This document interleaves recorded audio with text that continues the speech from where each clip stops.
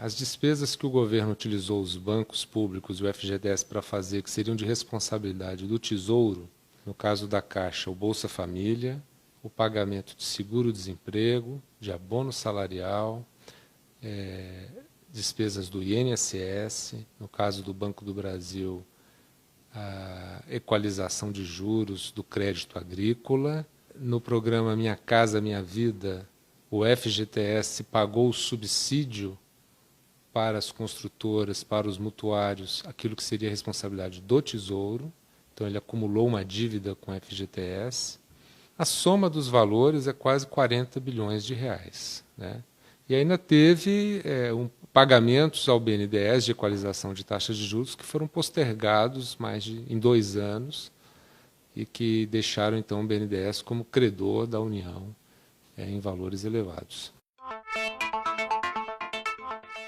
Há elementos que indiquem que pode ter ocorrido uma utilização com objetivo eleitoral? A Lei de Responsabilidade Fiscal, ela tem um foco muito grande, ela veio para combater aquilo que antes acontecia, uma verdadeira farra fiscal em anos eleitorais, quando governantes dos estados ou da própria União tinham um comportamento irresponsável de gasto público e, com isso, ou conseguiam eleger os seus sucessores, ou, no caso de perder a eleição, agravava ainda mais a farra fiscal para inviabilizar a administração seguinte.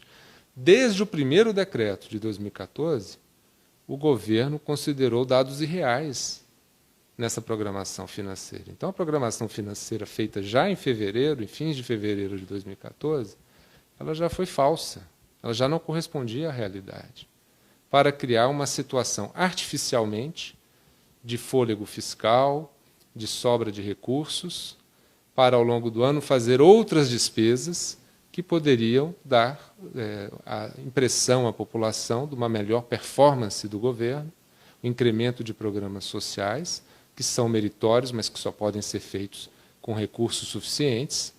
E isso, evidentemente, traz dividendos eleitorais. E essa deformação do uso do orçamento, essa utilização artificial de recursos públicos, que depois deixam dívidas para serem pagas e programas sociais para serem cortados nos exercícios seguintes, isso é vedado pela Lei de Responsabilidade Fiscal. A Lei de Responsabilidade Fiscal veio para impedir isso. Se hoje nós temos a necessidade de fazer um ajuste fiscal, é porque antes houve um desajuste fiscal. No final de agosto, o governo fez um relatório de avaliação do comportamento de receitas e despesas, no qual ele prometia, ele afirmava que ele iria cumprir a meta de superávit de cerca de 80 bilhões no final do exercício. E já sabedor que o comportamento da receita e das despesas não permitiria, porque desde janeiro já sabia, desde fevereiro já sabia. 2 meses depois, 5 dias depois da eleição, no relatório de fim de outubro, o governo diz, não vamos cumprir a meta de ter um superávit de 80 bilhões, ao contrário, vamos ter um déficit de 20 bilhões. Então, houve uma deterioração da perspectiva fiscal de 100 bilhões em apenas 2 meses, o que só comprova que até agosto estava se vivendo uma fantasia. E depois das eleições começou-se a olhar a realidade.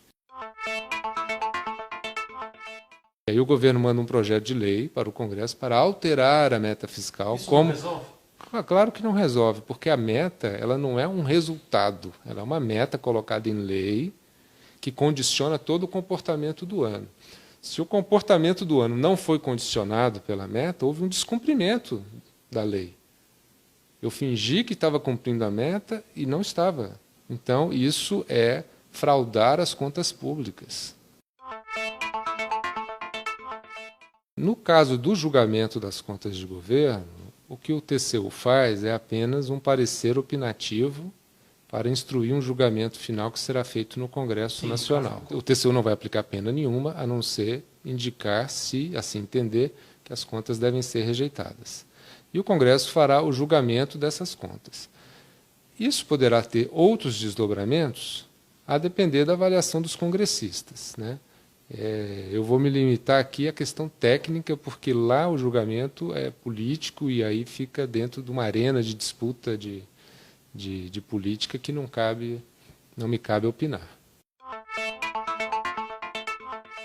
Todos os anos anteriores, nos últimos 78 anos, você vinha numa rotina de aprovação das contas, né?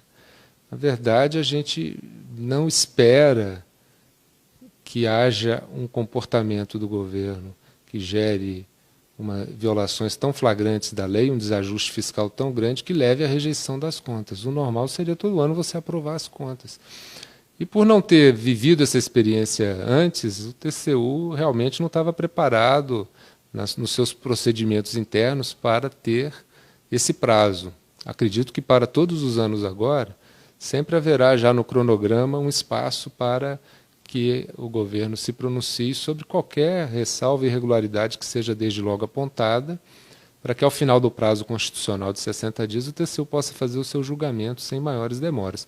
Nesse momento aconteceu dessa forma. Entre cumprir o prazo de 60 dias e garantir o contraditório e ampla defesa, o tribunal acertadamente decidiu garantir o contraditório e a ampla defesa. Já havia uma consciência de que tinham ocorrido fatos graves.